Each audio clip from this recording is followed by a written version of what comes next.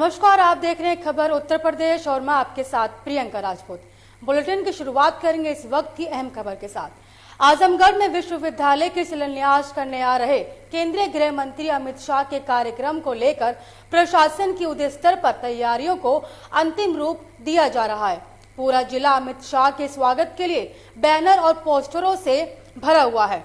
इसके अलावा लखनऊ से सूचना विभाग की तरफ से करीब 1 दर्जन ट्रक सैकड़ों होर्डिंग को लेकर आजमगढ़ पहुंचकर उन्हें लगा भी दिए हैं। इसके अलावा राजनेताओं के पोस्टर बैनर अलग से लगे हुए हैं। वहीं सुरक्षा को लेकर भी जबरदस्त इंतजाम देखे गए। वहीं बीजेपी के एमएलसी यशवंत सिंह ने बताया कि यह अभूतपूर्व रैली है। जिस प्रकार से प्रधानमंत्री नरेंद्र मोदी की वाराणसी में और जगह जगह रैली हुई थी, उसी प्रकार की रैली अमित शाह की आजमगढ़ में होगी।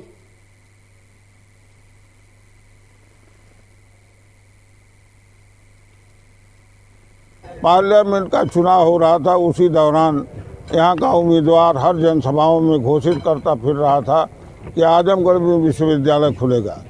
आज विश्वविद्यालय स्थापित हो रहा है। विपक्षियों का काम है कहना, लेकिन आजमगढ़ के लिए एक बड़ी सौगात है। छोटी मोटी चीज़ विश्वविद्यालय नहीं होती है, ये बड़ी चीज़ है। और यह विश्वविद्यालय आने वाले दिनों में देश में अपना सम्मान बढ़ाएगा। माननीय गृह मंत्री जी भारत सरकार और माननीय मुख्यमंत्री जी उत्तर प्रदेश का कल का कार्यक्रम जनपद आजमगढ़ में प्रस्तावित है।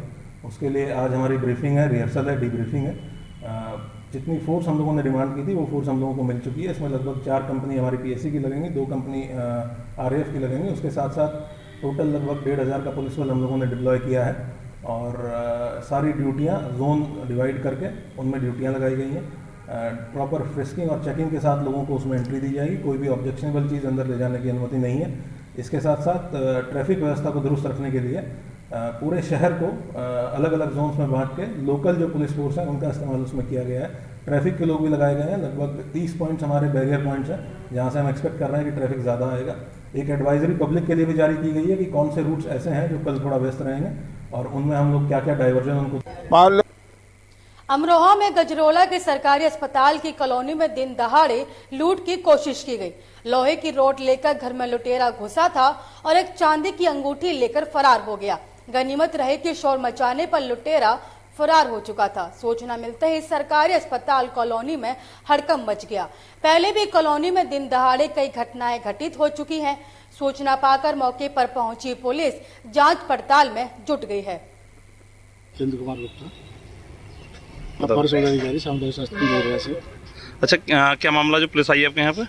मैं ऑफिस में था, पीछे कोई चोर आया, चोर ताला तोड़ के अंदर घुस गया और मेरी काम करने वाली आई थी, उसने देखा भी, उसे धक्का मार के निकल गया। तो सामान चोरी हुआ कुछ आपके यहाँ से? कुछ नहीं हुआ, एक चांदी की अंगूठी है बस, और कुछ नहीं हुआ। अमरोहा में मुस्लिम समाज के लोगों ने वसीम रिजवी का पुतला फूंका है। धार्मिक भावनाओं को ठेस पहुंचाने का आरोप लगाया है।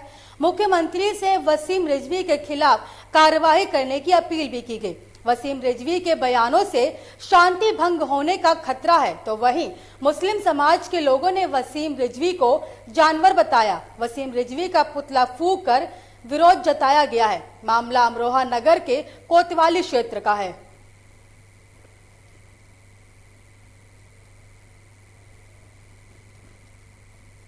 आपको बता दें कि मुस्लिम समाज की तरफ से वसीम रिजवी को जानवर बताया गया है और वहीं पर वसीम रिजवी के बयानों से शांति भंग होने का खतरा है, ऐसा मुस्लिम समाज के लोगों ने कहा। तो वहीं मुस्लिम समाज के लोगों ने वसीम रिजवी को जानवर बताया और साथ ही वसीम रिजवी का पुतला फूंक कर विरोध जताया है। तो ये पूरा मामला अमरोहा नगर के कोतवाली क्षेत्र का है।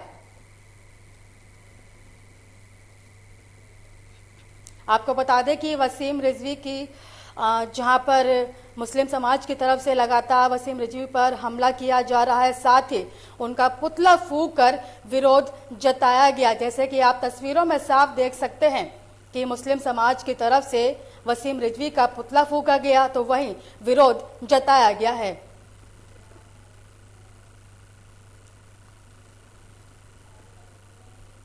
इस खबर पर ज्यादा जानकारी के लिए हमारे साथ जुड़ चुके हैं संवाददाता इकबाल। इकबाल, अमरोहा में मुस्लिम समाज के लोगों ने वसीम रिजवी का पुतला फूका है, क्या अपडेट है सुपूरा? जी मैम, हम आपको बता दें कि अमरोहा नगर कोतवाली का पूरा मामला है। वसीम रिजवी ने कुछ समय पहले कुरान शरीफ की 22 आयतों के ऊपर टिप्पणी की थी। तभी से लगाकर आज तक जो है वसीम रिजवी के खिलाफ पूरे देश में मुस्लिम समाज के लोग इसका विरोध प्रदर्शन कर रहे हैं और इसके ऊपर FIR दर्ज कर रहे हैं और जगह जगह पुतला फूके जा रहे हैं। उसी क्रम में आज जो है मुस्लिम समाज के लोगों ने अमरोहा नगर कोतवाली के में जो है वसीम रिजवी का पुतला फूका है और मुख्यमंत्री और प्रधानमंत्री से इसके ऊपर कार्रवाई करने की अपील की है और मांग की है कि इसको जेल में डाला जाए। और ऐसा आदमी समाज की में जो हिंसा फैला सकता है, समाज की शांति भंग कर सकता है और ऐसा आदमी जो है खुले में रहना समाज के लिए खतरनाक है और इसके लिए प्रशासन से, शासन से मांग की है कि इस आदमी के ऊपर कार्रवाई करते हुए इसको जेल भेजा जाए। जी वसीम इकबाल, आपका बहुत बहुत धन्यवाद इस पर जानकारी देने के लिए। और जो इसके इन्होंने जो काम ये कर रहा है, इसको इसकी सख्त से सख्त सज़ा जो है वो मिलनी चाहिए और इससे जो है जो वसीम रिजवी के इन उल्टे सीधे बयानात से तमाम मुस्लिम उम्मत मुस्लिमा में गम गुस्से का इजहार है और इसको जल्द से जल्द इसके ऊपर कार्रवाई की जाए और इससे तमाम देश में शांति भंग होने का खतरा है। इसलिए ऐसे जानवर का नाम है कि जिसने तमाम अमन पसंद इंसानों का दिल तोड़ा है और इत्तेहाद बैनुल मुस्लिमीन में इसने दरार डालने की कोशिश की है और ये ज़रूर इस्लाम दुश्मन ताकतों का आलाकार है।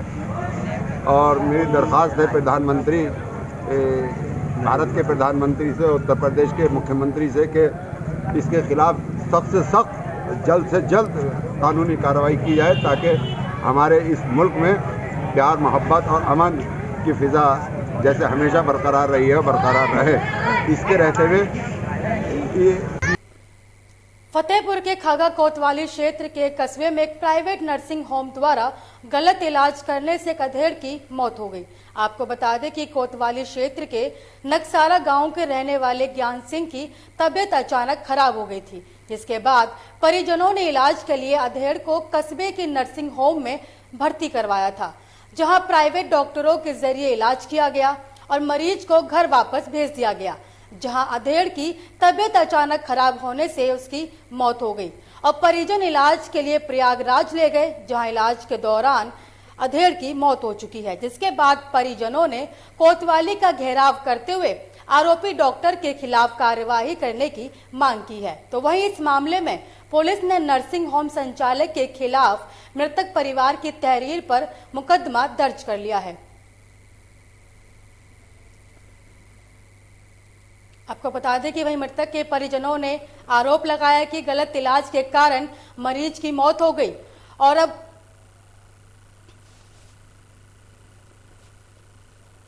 इस खबर पर ज्यादा जानकारी के लिए हमारे साथ जुड़ चुके हैं संवाददाता सुमित। सुमित, ये बताइए कि यहाँ पर इलाज के दौरान एक अधेड़ युवक की मौत हो गई है, तो वहीं परिजनों के जरिए आरोप लगाया जा रहा है डॉक्टर पे, क्या अपडेट है इस पे सारा? जी मैं आपको बताना चाहूंगा कि ये एक हफ्ते पहले खागा के ही कुछ प्राइवेट अस्पताल में इन्होंने अपना इलाज कराया। इलाज के दौरान इन्होंने दवा लिया। 4 दिन के बाद ये अपना घर में, घर जाने के बाद इन्होंने जब दवा खाई तो इनको शरीर में हल्का उलझन बनी, तो इनको नहीं समझ में आया, तो ये तुरंत प्रयागराज स्वरूप रानी हॉस्पिटल गए, वहां जाकर अपना इलाज कराया।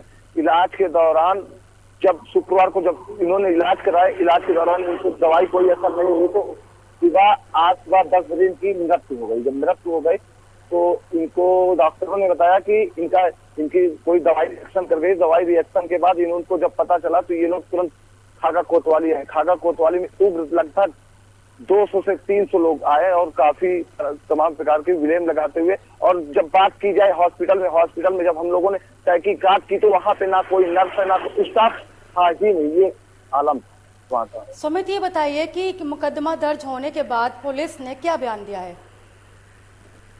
मुकदमा दर्ज होने के बाद बयान ये लिखित आया है कि पोस्टमार्टम होने के बाद जो रिपोर्ट आएगी उसके तहत कार्रवाई होगी। सुमित, इस खबर पर ज्यादा जानकारी के लिए आपका बहुत बहुत धन्यवाद। भर्ती करवाए खागा में। तो उन्होंने एक्सपायर दवा दे दिया और एक्सपायर दवा पैरासीटामोल 1000 mg की दिया। उसको खाने के बाद शरीर में उलझन पैदा हो गई, जिसके कारण पिताजी के हमारे शरीर में काले काले धब्बा पड़ने लगे और हम लेके इलाहाबाद चले गए। इलाहाबाद कब गए थे? इलाहाबाद कल सुबह गए थे। हाँ। इलाहाबाद में फिर आपको क्या रिस्पांस मिला? तो वहाँ डॉक्टर ने बताया कि वो जो दवा तुमने पहले पूछा हमसे कि कहाँ दवा करवाए, तो हमने बताया तो कह रहे थे, हमने ये भी बताया कि एक्सपायर दवा दे दिया था। तो उन्होंने कहा कि वो दवा बहुत ज्यादा रिएक्शन कर चुकी है इनके फेफड़े में। अच्छा। अब ये सांस लेने में दिक्कत है, इनको आईसीयू में भर्ती करेंगे। आप कहाँ लेके आए हैं अभी इस टाइम? हम यहाँ लेके आए हैं उनके अस्पताल सुरेश डॉक्टर। अच्छा। और उनके अस्पताल में कोई नहीं है, ताला बंद है। अच्छा। तो हम यहाँ कोतवाली लेके आए हैं। क्या नाम है जो एक्सपायर हुए? तो हमारे पिताजी ज्ञान सिंह नाम है। किस गांव के रहने वाले? नक्सारा। पापा को मेरे बुखार आ रहा था, दवा करवाने यहाँ सुरेश डॉक्टर के यहाँ लेके आए थे, तो उन्होंने दवा एक्सपायर दे दिया था। 5 महीने पहले एक्सपायर हो चुकी थी। तो फिर उनके अस्पताल में ताला लगा हुआ है, फिर अब कोतवाली लेके आए। अब इसके बाद जब दवा दी, आप इसके बाद कहीं और बाहर भी दिखाए थे? हाँ, इलाहाबाद। इलाहाबाद में क्या जवाब मिला आपको? इलाहाबाद फेफड़े में इन्फेक्शन हो चुका है। इलाहाबाद कौन से अस्पताल ले गए? आप प्रशासन से क्या चाहते हैं?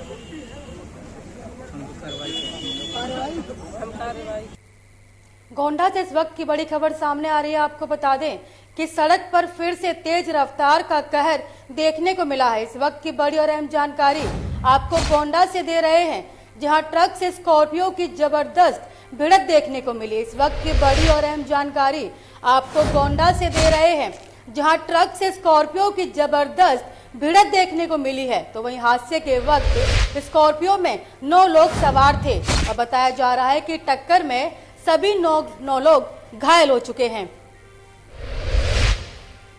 5 घायलों को अस्पताल में भर्ती करा दिया गया है, तो वहीं 4 ने स्थानीय अस्पताल में इलाज कराया। बताया जा रहा है कि ट्रक चालक पुलिस की हिरासत में है और घायल 5 लोगों में 3 की हालत गंभीर बताई जा रही है। आपको बता दें कि पूरी घटना फैजाबाद रोड पर पेरी पोकर की है।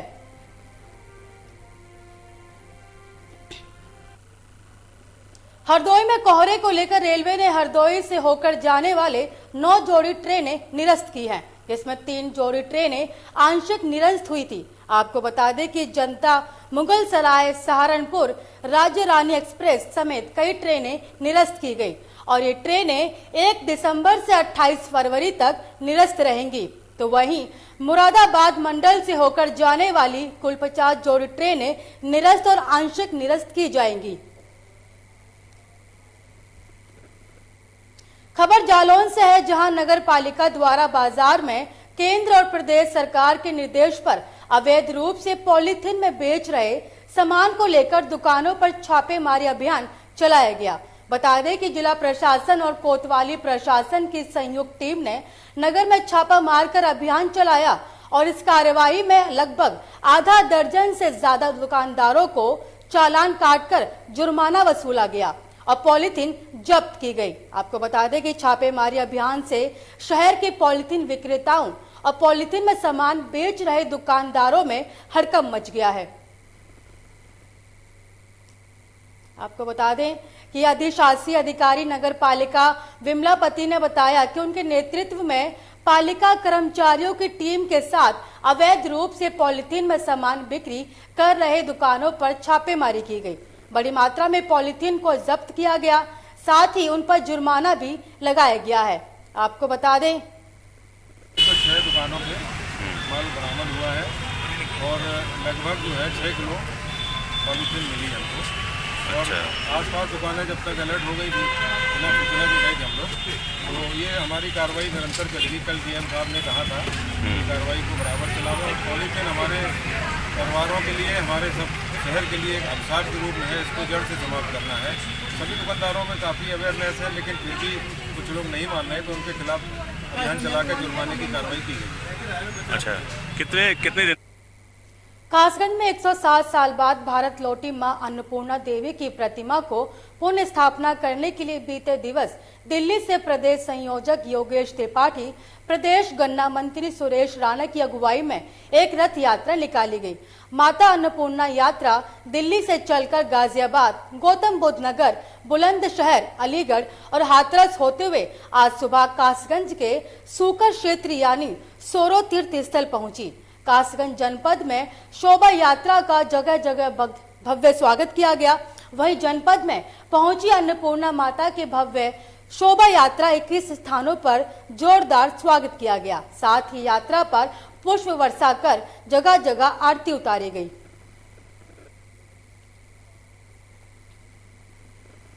इस वक्त की बड़ी खबर कुशीनगर से आ रही है। आपको बता दें कि बेकाबू ट्रक ने बाइक सवार को रौंद दिया है। इस वक्त की बड़ी और अहम जानकारी आपको कुशीनगर से दिखा रहे हैं, जहां बेकाबू ट्रक ने बाइक सवार को रौंद दिया है और दुर्घटना में बाइक सवार महिला की दर्दनाक मौत हो गई है।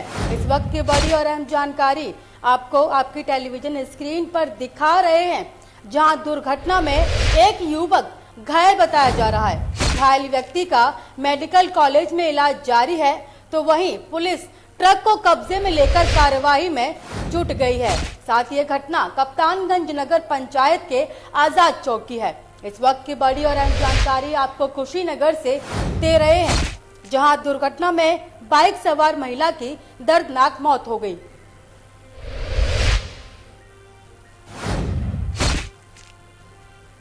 इस खबर पर ज्यादा जानकारी के लिए हमारे साथ जुड़ चुके हैं संवाददाता सुनील। सुनील, ये बताइए, कुशीनगर में बेकाबू ट्रक ने बाइक सवार को रौंद दिया, तो वहीं दुर्घटना में एक बाइक सवार महिला की दर्दनाक मौत हो गई है। इस पे क्या अपडेट है अभी? जी, ये कप्तानगंज नगर पंचायत के आजाद चौक का मामला है, जहां एक बेकाबू ट्रक जो हाटा से और कप्तानगंज की तरफ आ रहा था, जो अनियंत्रित होकर बाइक सवार को ठोकर मार दिया, जिसमें बाइक पर बैठी एक महिला की दर्दनाक मौके पर ही मौत हो गई, जबकि बाइक सवार घायल हो गया, जिसको लोगों ने पुलिस को सूचना दी। पुलिस ने मौके पर पहुंची और घायल को मेडिकल कॉलेज के लिए रेफर करवाया और उसके बाद से वहां जो महिला थी उसका शव कब्जे में लेकर पोस्टमार्टम के लिए भेज दिया और जो वहां ट्रक था चालक को वो अपने हिरासत में लेकर अग्रिम कार्रवाई में जुट गई है। जी सुनील, आपका बहुत बहुत धन्यवाद इस खबर पर ज्यादा जानकारी देने के लिए।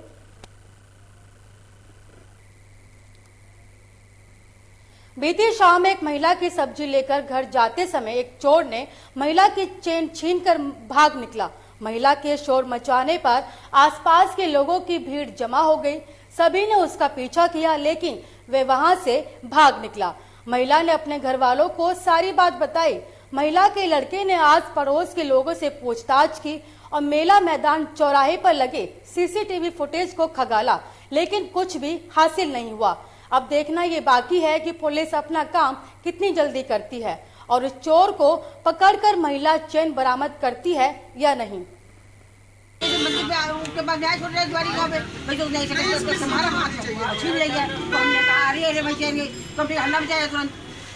तो सब निकल आए बाहर। आप कहाँ गई थी? अरे हम सब्जी लेने पीछे गए थे। किस रोड पे? यही गड़ी रोड पे। गड़ी रोड पे? गड़ी रोड पे गई, यही जो पहली वाली दुकान है। हाँ। तो मटर लेके आए और आगे हम गए भी नहीं। वापसी में चैन छीन के भाग गया? हाँ, वापसी जब यहाँ पे बंदी बात आए तो देखा कैसा लग रहा, कैसा कहीं कुछ जानकारी मिली कहाँ किधर भागा?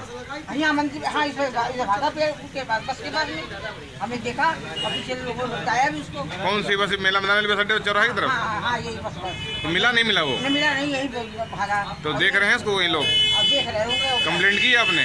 कंप्लेंट की? कंप्लेंट अभी कहाँ की? हम फुटेज में देख रही हैं क्या? फुटेज में देख रही हैं क्या? सीसीटीवी फुटेज दिखवा रही हैं? जो हमें हल्ला बजाया तो उत्तर प्रदेश सरकार के अल्पसंख्यक कल्याण विभाग मंत्री मोहसिन रजा ने कांग्रेस नेता राशिद अलवी द्वारा जय श्री राम कहने वालों को राक्षस बताने पर प्रतिक्रिया दी है। देखिए। इधर लगातार देखा जा रहा है कि कांग्रेस के वरिष्ठ नेता राशिद अलवी, सलमान खुर्शीद या दिग्विजय सिंह उससे पहले, लेकिन आज जिस तरह से राशिद अलवी ने श्री राम कहने वालों को राक्षस बताने का काम किया है। यही कांग्रेस जिसने प्रभु श्री राम के अस्तित्व पर जब सर्वोच्च न्यायालय में केस चल रहा था तो काल्पनिक बताने का काम किया था, अस्तित्व पर सवाल उठाया था। और आज कांग्रेस के इशारे पर राशिद अल्वी और सलमान खुर्शीद जैसे लोग किताब लिखकर करोड़ों करोड़ हिंदुओं को आतंकी या बोको हराम से जोड़कर उनकी तुलना आतंक से करना चाहते हैं। यह बड़ा दुर्भाग्यपूर्ण है देश के अंदर कि ये एक साजिश का हिस्सा है कांग्रेस की। इसका जवाब प्रियंका वाड्रा को देना होगा। इसका इधर लगा।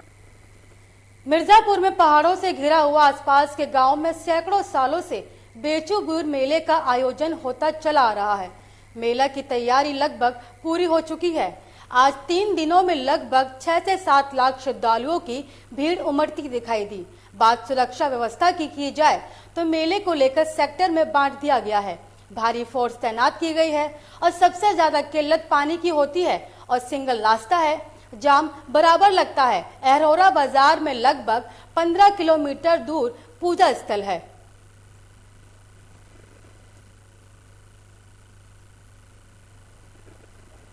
इस खबर पर ज्यादा जानकारी के लिए हमारे साथ जुड़ चुके हैं संवाददाता राम। तो उनसे पूछेंगे कि राम, ये बताइए कि आसपास के गांव में सैकड़ों सालों से बेचूबीर मेले का आयोजन किया जा रहा है। हाँ, आपको बता दें कि लगभग सैकड़ों वर्ष से मेला चलता आ रहा है। लगभग 5 से 7 लाख लोगों की भीड़ होती है इस मेले में। बात सुरक्षा की जाए तो सुरक्षा के व्यापक इंतजाम किए जाते हैं प्रशासन द्वारा। हालांकि सिंगल रास्ता की वजह से जाम भी बराबर बना रहता है। यह मेला 3 दिनों तक चलता है और लोग अपनी मनोकामना जैसे भूत प्रेत बाधा और पुत्र प्राप्ति के लिए आते हैं बाबा की चोरी पर और यह मान के जाते हैं कि बाबा हमारी मनोकामना पूर्ण करे। राम कुमार, जैसे मेले का आयोजन किया जा रहा है, लोग पहुँचते हैं। राम कुमार, जैसे मेले का आयोजन किया जा रहा है तो कोरोना को देखते हुए क्या व्यवस्था की गई है? हाँ, कोरोना को देखते हुए कोई व्यवस्था नहीं की गई, लेकिन ये मेला पहाड़ों के बीच ये बरही गांव घिरा हुआ है। आपको बता दें कि कोरोना काल में मेला बंद था अगले साल, लेकिन फिर इस साल जो है मेला को चलाया जा रहा है। राम कुमार, आपका इस खबर पे बहुत बहुत धन्यवाद ज्यादा जानकारी देने के लिए। संबंधित और जिसको वंश नहीं चलता है, बाल बच्चे के संबंधित लेकर के यहाँ पर लोग आते हैं। अन्न निवारण होता है, जिसका जैसे मनौती रहता है उसे अपना मनोकामना पूरा होता है। लोग इसी आस्था से सब जुड़े हैं। कितने की संख्या में भीड़ होती है, क्या तैयारी चल रही है? यहाँ पर की लाखों की संख्या रहती है। कितने दिन पूजा होता है यहाँ पर? 3 दिन चलता है। प्रशासन की क्या व्यवस्था यहाँ पर होती है? प्रशासन की व्यवस्था जो है कि अपना जो है कि सब अपना व्यवस्था सब बना रहे हैं। प्रशासन लगी हुई है मेला संपन्न कराने के लिए। धाम है, बेचूबीर की समाधि है और ये यहाँ पर लोगों की जो है कि जो बाल बच्चे जिनको नहीं होते हैं औलाद के लिए आते हैं, रोग से मुक्त हो जाते हैं और भूत प्रेत बाधा भी दूर हो जाती है। यहाँ पर मेले की तैयारी चल रही है? हाँ, मेले की तैयारी चल रही है। एसडीएम साहब और इंस्पेक्टर साहब आए थे, कल मीटिंग हुई। कितने की संख्या में भीड़ होती है?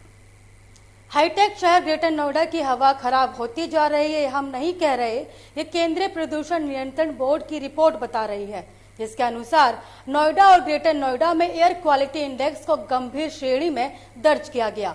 केंद्रीय प्रदूषण नियंत्रण बोर्ड के अनुसार नोएडा में AQI 334 और ग्रेटर नोएडा में 414 दर्ज किया गया।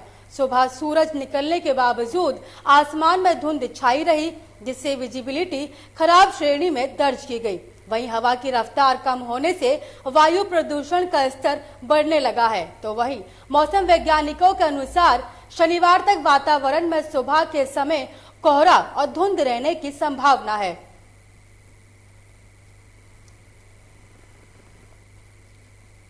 आपको बता दें कि हाईटेक शहर ग्रेटर नोएडा में लगातार प्रदूषण बढ़ता जा रहा है, तो वहीं पर गंभीर श्रेणी में दर्ज किया गया है। आपको बता दें कि नोएडा और ग्रेटर नोएडा में एयर क्वालिटी इंडेक्स गंभीर श्रेणी में दर्ज किया गया है।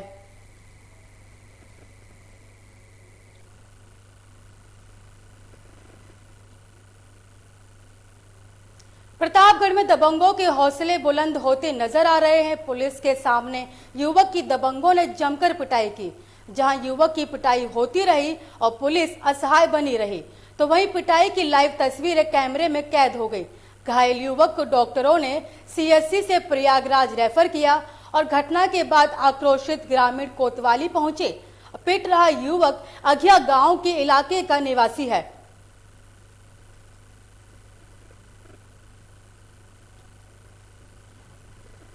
इस खबर पर ज्यादा जानकारी के लिए हमारे साथ जुड़ चुके हैं संवाददाता मनीष। मनीष, बताइए कि प्रतापगढ़ में दबंगों की दबंगई देखी गई है, क्या अपडेट है इस पर?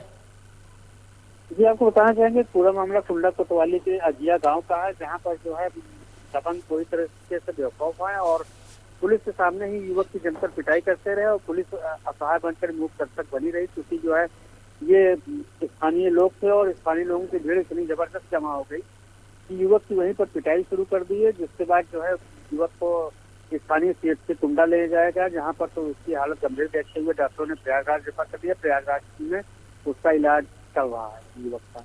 मनीष जी, ये बताइए कि युवक की पिटाई पुलिस के सामने होती रही, तो उससे कहीं ना कहीं प्रशासन पर सवाल उठ रहा है।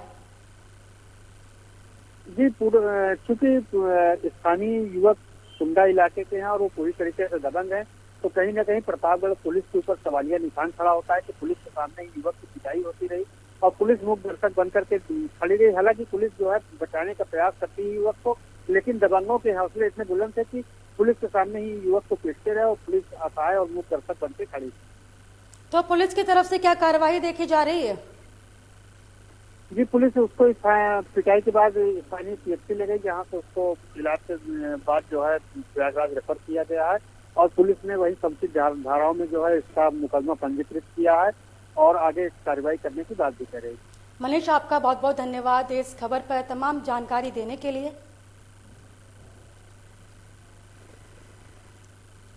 सहारनपुर के राजकीय मेडिकल कॉलेज में तैनात विभिन्न पदों पर कार्य कर रहे 226 कर्मचारियों को हटा दिया गया। इसके विरोध में कर्मचारियों ने मेडिकल कॉलेज में जोरदार हंगामा प्रदर्शन किया और वापसी होने तक आंदोलन करने का ऐलान किया। राजकीय मेडिकल कॉलेज में कोरोना की दूसरी लहर के चलते 6 महीने पहले जिला प्रशासन ने 226 कर्मचारियों को अस्थायी पद पर रखा था। हमें इनकी जरूरत थी ना, ये ना हमारी जरूरत थी। अब हमारी जरूरत खत्म हो गई, कोरोना खत्म हो गया तो हमें बाहर निकाल दिया। आप लोग कॉन्ट्रैक्ट बेस पे कैसे लगे थे?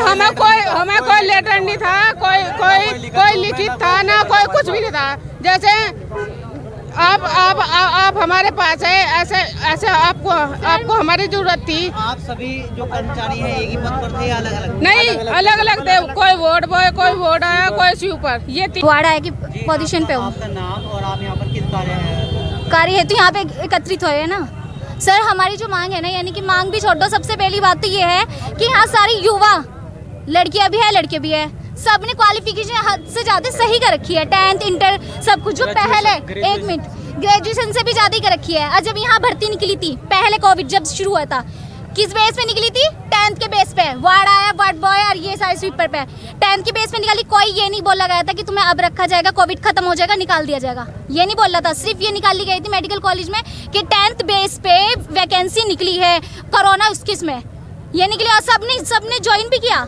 उसके बाद 3 महीने पूरे, ये पहले की बात भी है, 3 महीने पूरे, फिर लेटर आया, फिर लिस्ट लगी, निकाल दिया। फिर दोबारा कोरोना है, सेकंड लहर के बाद फिर दोबारा वैकेंसी खोली, फिर कहा कि कोरोना आ चुका है, तुम सब वापस आ जाइए जिसे जॉब करनी। फिर दोबारा सब आए, नहीं, फिर दोबारा सब आए, फिर सबने ये मेहनत करके किया कि शायद अब हमारा हो जाएगा सिलेक्शन। उसके बाद भी मेडिकल कॉलेज ने, डीएम ने, क्या इनके बीच में बात हुई, कॉन्ट्रैक्ट चला क्या नहीं, उनके बीच में ही बात हुई। हम लोगों को सच में कुछ नहीं पता। अगर आपका ये कहना है कि कोरोना पीरियड में हमारी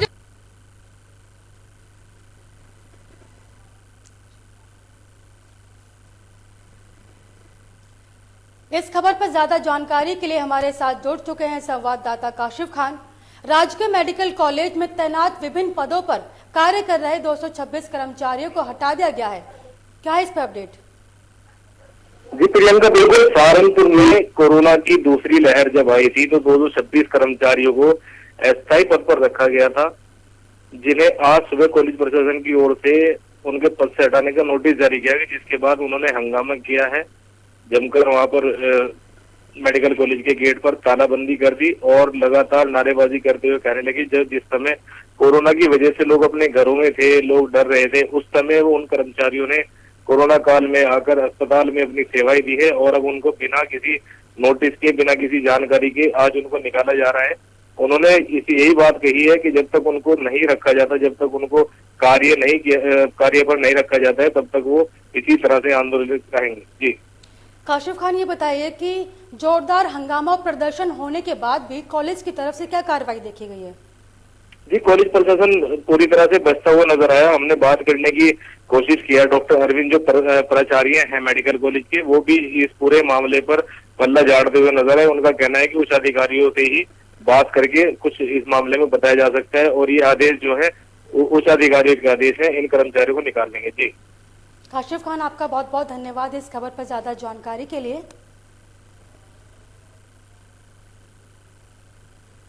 भारत सरकार के पूर्व कानून और न्याय मंत्री सलमान खुर्शीद के बयान से खफा भाजपाइयों ने भाजपा नेता वैभव चतुर्वेदी के नेतृत्व में खलीलाबाद बैंक चौराहे पर पुतला दहन करते हुए उनकी जूतों से पिटाई करते हुए पाकिस्तान भेजने की बात कही है।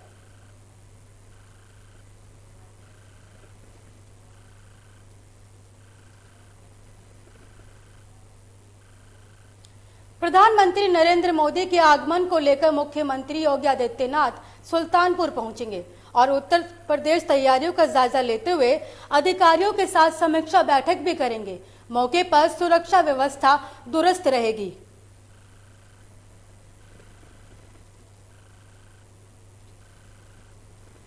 खबर का असर देखने को मिला है। आपको बता दें कि उन्नाव सीएससी मियागंज में करीब 4000 कोरोना वैक्सीन चोरी के मामले की खबर लोकमंच न्यूज ने बड़ी प्रमुखता से अपने दर्शकों तक पहुंचाई थी। लोकमंच की खबर का इतना असर हुआ कि सीएससी मियागंज के अध्यक्ष डॉक्टर आफ्ताब अहमद को पद से हटाकर जिला मुख्यालय से अटैच किया गया। जिला स्तरीय 5 सदस्यीय जांच टीम को गठित कर वैक्सीन चोरी और अन्य दवाओं की चोरी की जांच कराई जाएगी।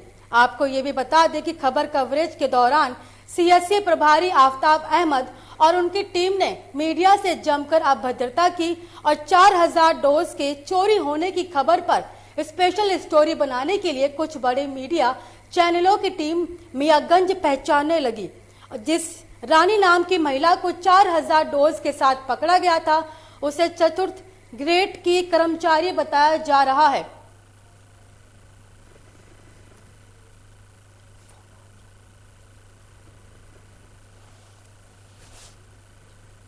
आपको बता दें कि उन्नाव सीएससी मियागंज में करीब 4000 कोरोना वैक्सीन चोरी का मामला सामने आया था, जहां लोकमंच न्यूज ने इसको प्रमुखता से अपने दर्शकों तक पहुंचाया और जिसके बाद खबर का असर देखने को मिला। आपको बता दें कि सीएससी मियागंज के अधीक्षक डॉक्टर आफ्ताब अहमद को पद से हटाकर जिला मुख्यालय अटैच किया गया।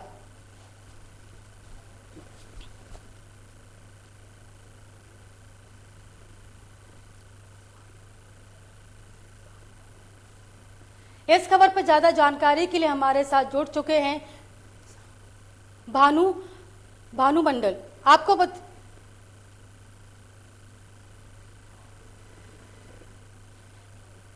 बता दें कि इस खबर पर ज्यादा जानकारी के लिए हमारे साथ जुड़ चुके हैं ब्यूरो चीफ। और ये बताइए कि उन्नाव सीएससी मियागंज में करीब 4000 कोरोना वैक्सीन चोरी का मामला सामने आया था, जिसको लोकमंच न्यूज ने प्रमुखता से दिखाया, जिसके बाद एक्शन भी देखा गया है। जी बिल्कुल, आपको बता दें 4000 देश में कोरोना की महामारी के बीच में 4000 वैक्सीन की कालाबाजारी का मामला एक बड़ा मामला है, जो राष्ट्रीय हित के मामला है, जिसमें सरकार को गंभीरता संज्ञान लेना पड़ेगा, क्योंकि किसी अधिकारी को पद से हटा करके उसको अटैच कर देना है, उस पर कार्रवाई नहीं बनती है। जबकि जैसा कि मामला सुर्खियों में आया आते ही लोकमंच ने खबर को दिखाया, बड़ी प्रमुखता दिखाया, उसका असर भी हुआ। अधिकारियों ने खबर को संज्ञान लेते हुए वहाँ के अधीक्षक जो सीएससी प्रभारी रहे हैं डॉक्टर आफ्ताब अहमद को पद से कार्यमुक्त करते हुए जिला मुख्यालय अटैच किया गया। वहीं संदीप मिश्रा जो कि उसी सीएससी में तैनात डॉक्टर है, उनको पदभार दिया गया है और 4 सदस्यीय टीम भी जिला मुख्यालय को बनाई गई है कि इसमें और 3 दिन के अंदर रिपोर्ट भी मांगी गई है। लेकिन सबसे बड़ा सवाल, जांच टीम कुछ अधिकारियों से मेरी व्यक्तिगत वार्ता हुई फोन पर, तो मैंने उनसे पूछा तो उन्होंने कहा जांच तो पहले हो ही चुकी है। जब सीएमओ ने जांच किया एसडीएम ने जांच कर लिया तो बचा क्या, उसमें कार्रवाई होनी चाहिए, लेकिन फिर भी इस खाना खबर पर ज्यादा जानकारी के लिए आपका बहुत बहुत धन्यवाद। करते थे क्योंकि वो भाई अधिकारी हैं, हम लोग छोटे कर्मचारी हैं, तो हम लोग को मजबूरी पड़ता था कि उनके कहने से करना पड़ता था। लेकिन कई बार मैंने सर से कहा सर ऐसा मत करो कि आप भी फंसो हमको भी फंसाओ, लेकिन सर कहते थे सब मैनेज हो जाएगा, कोई दिक्कत नहीं। आज के दिन जब सुबह वैक्सीन पकड़ी गई है, ये वैक्सीन सर ने परसों जब सीएमओ का दौरा था तब इन्होंने रखवा दी रानी से कि रानी के यहाँ रखवा दीजिए, तो रानी से आज हमने बोला कि वैक्सीन कि आज ही नहीं 3 दिन पहले से सीएससी मियाँगंज की ये शिकायत आ रही थी कुछ लाभार्थियों के द्वारा जिनको वैक्सीन लगा था कि पहला डोज मुझे लग गया है, लेकिन दूसरे डोज के लिए मेरी डोज अभी लगी नहीं है, लेकिन ये लिख के आ रहा है मैसेज में कि आपका डोज सक्सेसफुली लग गया है, इसके लिए आपको धन्यवाद। तो मैंने ज़रूर सीएससी प्रभारी हमारे डॉक्टर आफ्ताब सीएससी मियाँगंज के प्रभारी हैं, उनसे मैंने बात की कि ये क्या हो रहा है, तो उन्होंने कहा ये तो टेक्निकल फॉल्ट हो सकता है। तो आज लेकिन ये बात एक पता चली, मुझे भी जानकारी में आई आप सबके माध्यम से ही कि 4000 डोजेज जो एक चतुर्थ श्रेणी की कर्मचारी है रानी उसके आवास पर रखे मिले। तो जब ये बात सीएससी प्रभारी से हमने बात की कि 4000 डोजेज आपने कहाँ से आए जब आपके पास, तो उन्होंने कहा कि नहीं कल जिले पर मुख्यालय से उनको भेजा गया था, तो रात में हम थे नहीं तो हमने उनको वहाँ पर रखवा दिए थे रानी के यहाँ। लेकिन जब अभी मैंने पत्रकार भाइयों के सामने रानी से बात की तो रानी ने कहा कि नहीं ये कल नहीं आए हैं, ये तो हमारे परसों प्रभारी जी ने हमारे यहाँ रखवाए थे। तो और यहाँ पर जो आईओ जो है जो हमारे इस कोविड का देखती है महिला, उसका नाम है संगीता पटेल, उसका भी ये कहना है कि ये 4000 डोजेज। गृह मंत्री अमित शाह को लेकर दीनदयाल हस्तकला संकुल में तैयारियां पूरी हो चुकी हैं। गृह मंत्री अमित शाह के साथ चुनाव प्रभारी केंद्रीय मंत्री धर्मेंद्र प्रधान, सीएम योगी आदित्यनाथ, उप मुख्यमंत्री केशव प्रसाद मौर्य, उप मुख्यमंत्री दिनेश शर्मा के साथ कई बीजेपी के बड़े चेहरे बैठक में शामिल होंगे। आज की बैठक में अमित शाह जीत का मंत्र भी देंगे।